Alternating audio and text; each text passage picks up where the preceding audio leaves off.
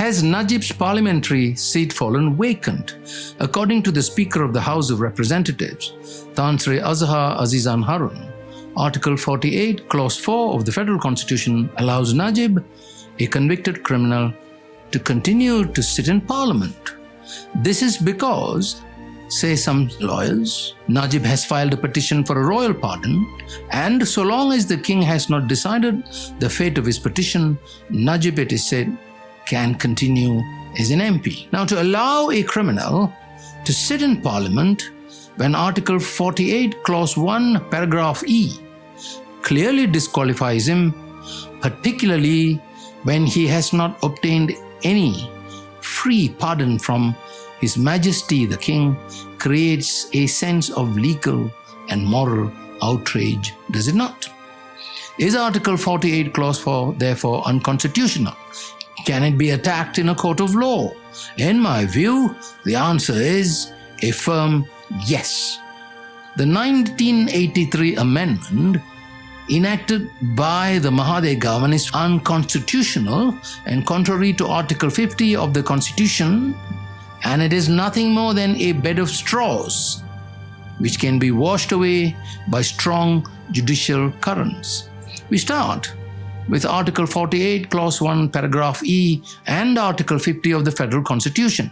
Now, if an MP is convicted of a criminal offence and is sentenced to imprisonment for a period of 2 years or more, or alternatively is fined 2,000 or more, he is disqualified from being an MP. This is what Article 48, Clause 1, Paragraph E says. But Article 50 of the Federal Constitution vacates Najib's seat automatically. It states that if an MP becomes disqualified, his seat shall become vacant. Note the imperative word shall.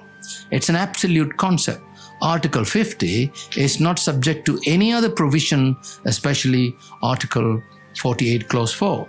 It is also determinative. It allows no other alternative meanings. That means Najib's seat has become vacant.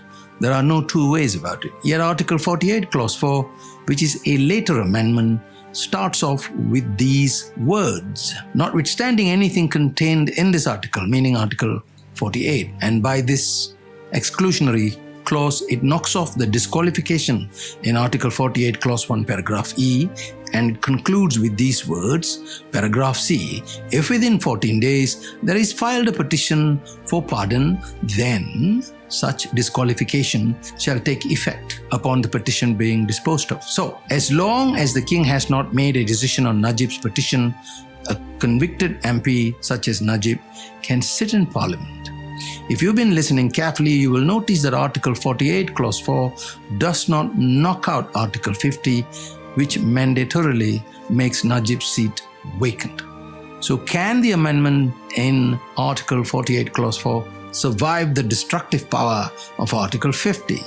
But first we start off by studying Mr. Puthan Perumal's argument in a 2021 article. Mr. Puthan Perumal is a Malaysian lawyer. In 2021, he wrote a brief but brilliant article about this very issue. It helps us a great deal. I will dissect it for you. Any amendment to the Constitution must be effected by the passing of an Act of Parliament, called a Constitutional Amendment Act. In 1983, a new Clause 4 was inserted into Article 48 by the 1983 Constitutional Amendment Act. Mr. Puthan argues that this 1983 amendment was unconstitutional. Now, in 1951, the Indian Parliament passed a similar act. It was called the Representation of the People's Act 1951. Exactly like Article 48, Clause 1, Paragraph E in Malaysia, there is a constitutional clause in the Indian Constitution in Articles 101, Clause 3 and Articles 102, Paragraph E of the Indian Constitution. The Indian Article 101, Clause 3 reads, if a member of either House of Parliament A becomes subject to any of the disqualifications, his seat shall thereupon become vacant. Sound familiar? The Indian Article 102, Paragraph E reads, a person shall be disqualified for being chosen as and for being an MP, paragraph E, if he is so disqualified by any law made by Parliament. Thus in India, under Section 8, Clause 3 of the Representation of the People's Act 1951, if an MP was convicted of an offence and sentenced to imprisonment for 2 years or more, he was disqualified from being or becoming by an election an MP for 6 years from the date of his relief from prison. Sections 8 sub 3 and sub 4 of the Indian Act bear an uncanny resemblance to our Article 48 Clause 4. Put simply, if a convicted Indian MP has appealed against his conviction, then until the appeal or the application has been disposed of, the convicted MP could still sit in Parliament. The Malaysian Article 48 Clause 4 says exactly the same thing, except that there is a slight change of words. Our legislators have substituted the words appeal in the Indian Act with the Malaysian words a petition for a pardon. The phrase in the Indian Act that until the appeal is disposed of by the court has been substituted in Malaysia by the words upon the petition being disposed of.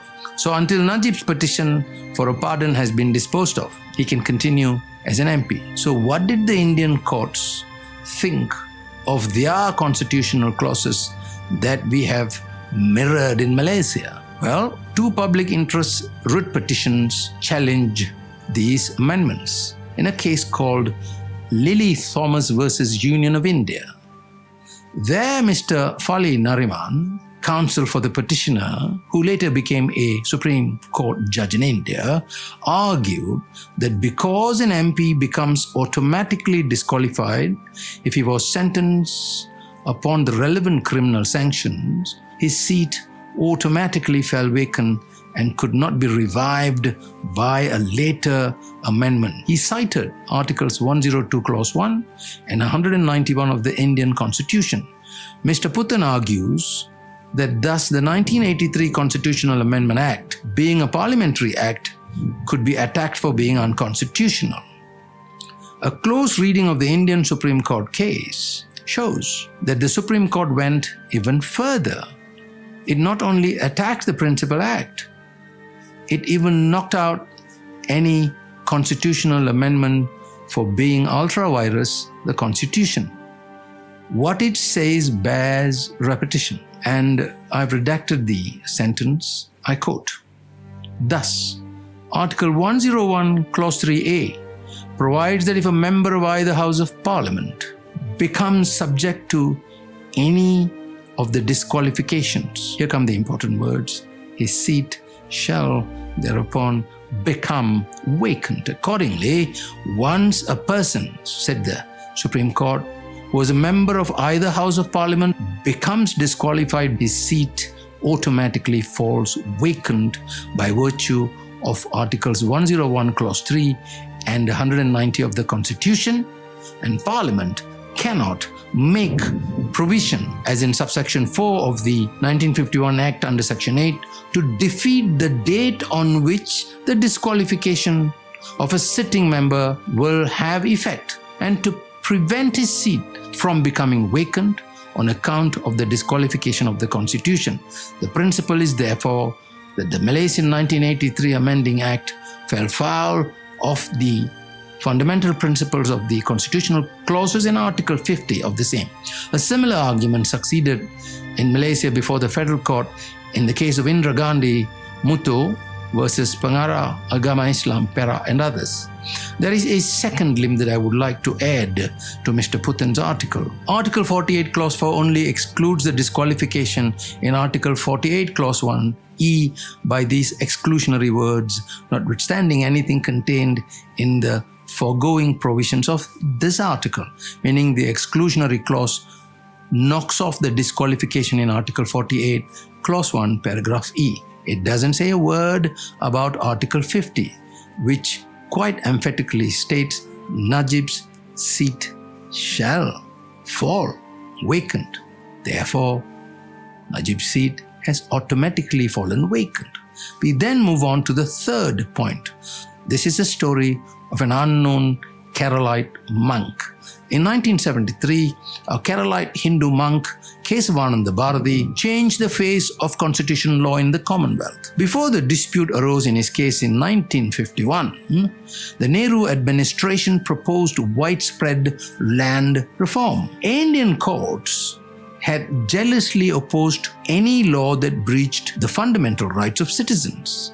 Now, Nehru found this rather inconvenient, so the Indian Parliament amended the constitution.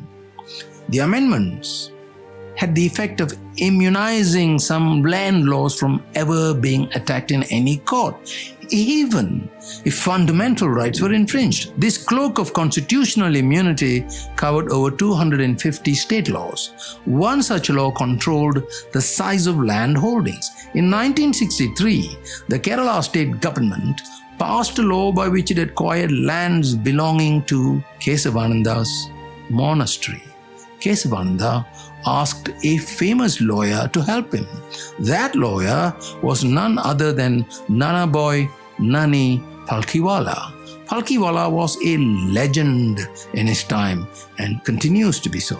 His memory continues to animate the Indian legal mind. Palkhiwala filed a case. It was called Kesavananda Bharati versus the state of Kerala. Before a special Supreme Court, which had been specifically convened of 13 judges, Palkhiwala argued that the right to own and hold land was a fundamental right and it was protected by the Indian Constitution. He said the Indian Parliament had no power to amend the Constitution so as to take away such fundamental rights. The 1951 constitutional amendments, he famously postulated, tore the very fabric of the Indian Constitution. By a slim majority of 1 in a 700-page judgment, the Indian Supreme Court ruled that the basic structure of the Constitution could not be violated.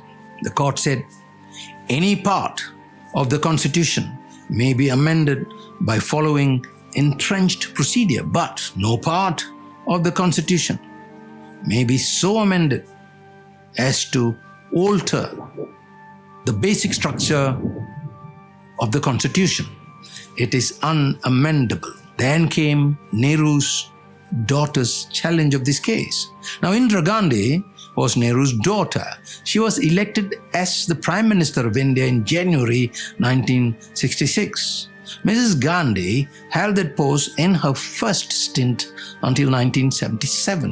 In 1975, she was convicted of breaching election laws. The court that convicted her banned her from politics for 6 years. So, to retain power, she demanded that the Indian Constitution be amended. A proposed amendment gave her, as incumbent Prime Minister, immunity against all criminal proceedings.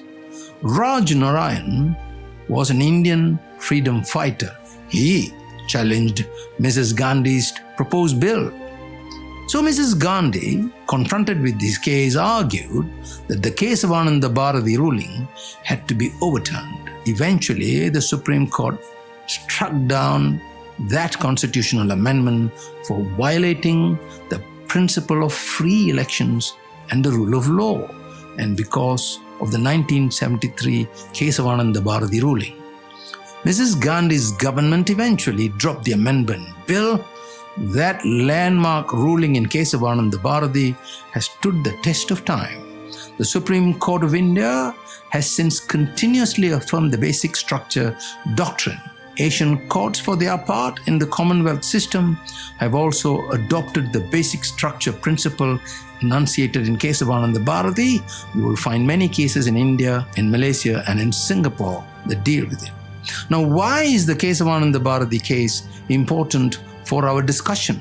This is because one cannot use the proceedings in Parliament, for example, by exploiting the 2/3 majority to carry out an amendment to the Constitution which was repugnant to the rule of law, and in this case, Article 50, that is, to allow a criminal who has prejudiced the people to sit in an assembly elected by the peoples themselves, from whom Najib took away billions of ringgit to their prejudice. Thus, taking the Kesavananda Bharati principle to its logical conclusion, the 1983 amendments to Article 43 by the insertion of Clause 4 altered the basic structure of the Constitution, and it was also, under the Kesavananda Bharati principle, ultra-vires the Constitution. Any such Mahadirian amendment can said to be illegal, unconstitutional, and therefore void. In conclusion, will the Prime Minister or members of the Dewan Rakyat have the courage to revert the Constitution to its original state, or will they fall at the feet of their political masters? That question now confronts the Cabinet and the members of the Dewan Rakyat. What remains to be seen is whether any public-spirited litigant will file a case challenging the 1983 amendment. There I leave you, and until I see you again, goodbye.